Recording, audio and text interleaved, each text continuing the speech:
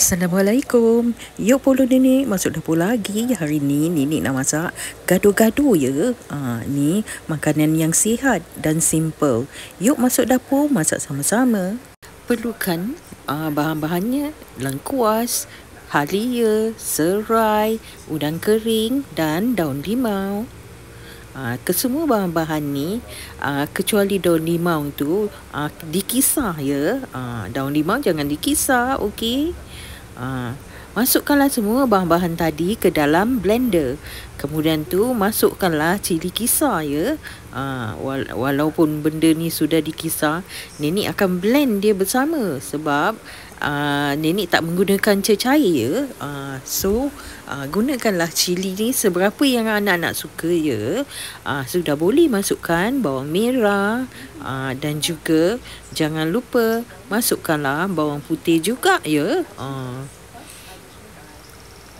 Dan nenek masukkan juga serbuk ketumbar ya. Ketumbar, serbuk jintan. Ni style orang lama-lama ya. Dan juga jangan lupa masukkanlah sedikit saja serbuk kunyit. Ni jintan ya anak-anak. Jintan dan ketumbar. Serbuk kunyit. Serbuk kunyit jangan masukkan banyak-banyak, sedikit saja. Dan dikisar ya. Panaskanlah minyak, api sederhana saja. Campakkanlah daun limau di situ ya. Kalau nak ekstra, letaklah ketuk serai. Nenek dah tak ada serai sebab nenek dah kisar bahan-bahan tadi. Jadi bolehlah masukkan bahan-bahan yang sudah dikisar ke dalam kuali ya. Dan bolehlah ditumis. Tumis sampai betul-betul ia pecah minyak dan mewangi. Sudah boleh masukkan asam keping ya. Dan juga masukkanlah gula Melaka. Nenek gunakan gula Melaka ya. Pengganti gula. Sudah boleh sangai itu kacang ya. Dan kupaslah kulit. Kacang tanah ya anak-anak.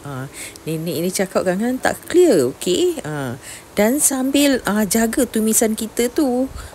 Dan masukkanlah air ke dalamnya setelah ia betul-betul wangi dan pekat dan betul-betul tanah ya. Sudah boleh masukkan kacang tanah yang sudah di blender ya ke dalam kuah.